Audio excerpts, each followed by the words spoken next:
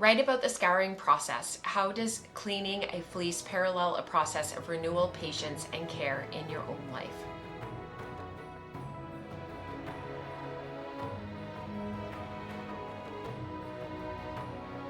Welcome to episode 4 of Woolen Spinning Vlogmas 2025. If you are just checking out my videos and you're new here, you might want to check out episode 1 first, which is linked for you down below. I'll be releasing these videos every other day so that my production schedule isn't completely overwhelming, and I hope that you enjoy them. One of the things that I appreciate most about podcasting is sharing an amazing community space with you. And if you like what you see and hear throughout Vlogmas, please consider joining us on Patreon. Links are below, and of course, please reach out to me if you have any questions. Please take a moment to like and subscribe to the channel and turn on notifications. Oh, scouring. So for years I had a love-hate relationship with scouring because I wasn't able to get the wool clean enough in the process. Until I began learning more about wool properties and how to actually remove lanolin effectively, I was often disappointed by tacky, unevenly cleaned fleeces. There were a few things that I did wrong, mostly following advice that worked beautifully for others but didn't suit my water, my wool, or my workflow. And that, I think, is the first lesson scouring offers. There is no single way to clean a fleece, just as there is no single way to cleanse or renew ourselves. Every fleece, like every person, carries a unique composition of oils, dirt, and experience. Each requires its own balance of chemistry, time, and care.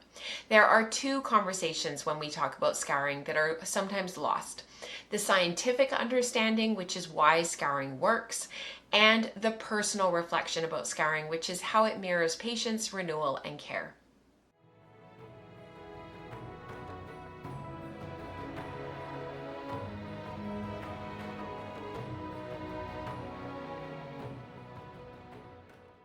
Water is the medium that begins all transformation. In scouring, water acts not only as a solvent, but as a messenger between fiber and cleanser. The temperature, hardness, and mineral content of water determine how the wool releases its impurities. Scientifically speaking, scouring water must reach at least 60 degrees Celsius or 140 degrees Fahrenheit to melt lanolin, whose wax esters liquefy at approximately that point. Yet temperature alone cannot do the work. pH and mineral balance matter too. Hard water, rich in calcium and magnesium ions, can inhibit detergent action by forming insoluble salts. Soft water, by contrast, allows detergents to function efficiently, breaking the surface tension that binds lanolin and suint, the dried sweat salts of the sheep, to the fiber's cuticle layer. When I first began, I was impatient with temperature and timing, dipping fleece in water that was too cool or cooling too quickly. The result was often a partial cleanse, wool that was technically cleaner but still held traces of lanolin that dulled its handle. Learning to control temperature taught me patience, and I discovered that wool responds best to a steady environment. Too much agitation and it felts. Too much fluctuation and it resists release. There's a lesson there that extends beyond the sink or the tub. Renewal requires consistency, not haste.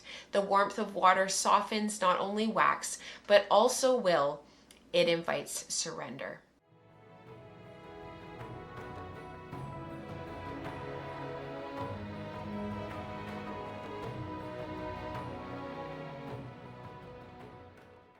The choice of scouring agent is an exercise in both chemistry and ethics.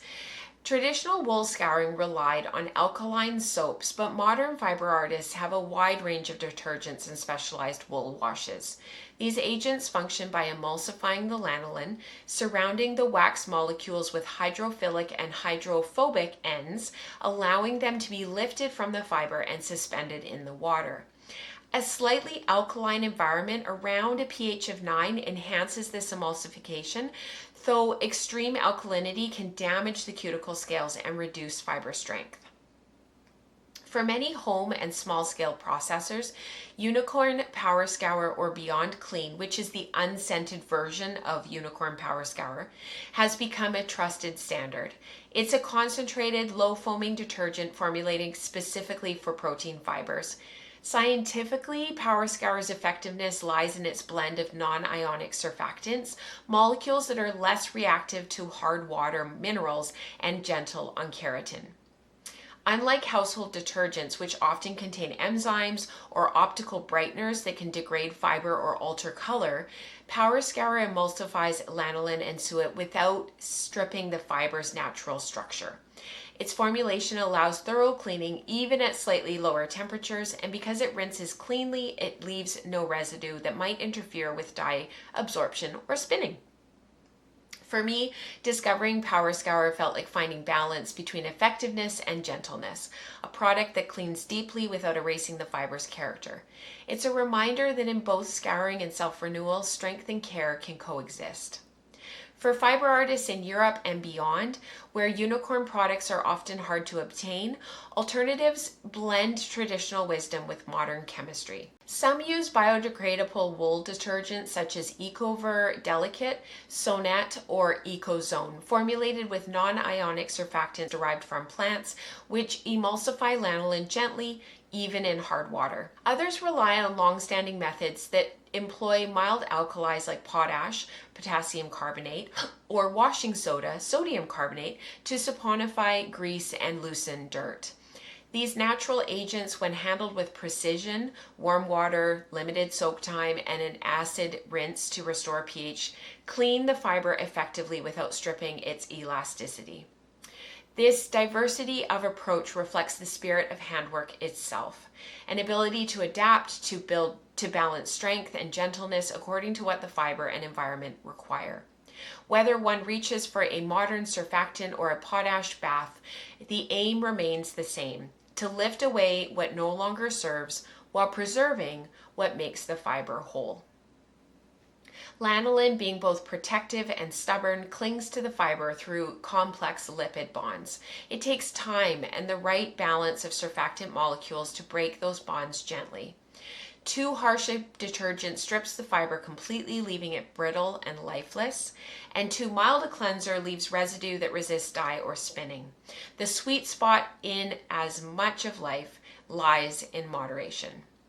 This middle path of scouring has become a metaphor for care in my own life. There are seasons when I too have felt coated in residue, the buildup of worry, fatigue, or expectation. My first instinct is often to scrub harder, to fix or strip away, but like wool, I've learned that gentle persistence yields better results. The process must be thorough but kind. Scouring agents do not force transformation, they enable it.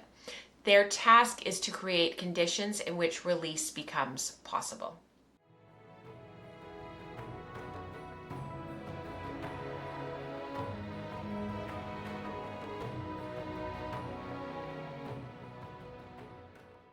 Rinsing completes the process, returning the fiber to equilibrium. Once the lanolin and suet has been lifted away, the wool must be immersed in clean, equally warm water to wash out residual detergent and suspended impurities. Any sudden change in temperature can shock the fibers and cause felting, as the microscopic scales on each strand interlock when agitated under heat variation. The rinse water runs successfully clearer, marking a gradual passage from opacity to translucence. Watching this transformation never fails to move me. It is as though the fleece exhales. The drying stage 2 demands patience. Wool cannot be hurried. It must dry flat with air circulating freely, away from direct heat or sunlight. During this quiet time, the fiber settles into its renewed state, lighter, cleaner, and ready for whatever form it will take next. I often find that this period mirrors a necessary pause in my own rhythms. Just as the wool must rest, so must I. Renewal is not complete until stillness has done its work. From a materials science perspective, the drying stage allows hydrogen bonds within the keratin structure to realign after immersion. Proper drying preserves elasticity and tensile strength, ensuring the fiber remains resilient in spinning and wearing. This subtle molecular reorganization, order restored after disruption, is an apt metaphor for emotional repair. What feels fragile in the process often emerges stronger for having been immersed, lifted, and dried anew. Scouring wool is both chemistry and contemplation. It is a dialogue between heat and patience, between the material and the maker. To scour well requires knowledge of surfactants, temperature control, and fiber morphology, but also respect, observation, and gentleness. Each fleece teaches something different about environment, about balance, and about the quiet labor of care.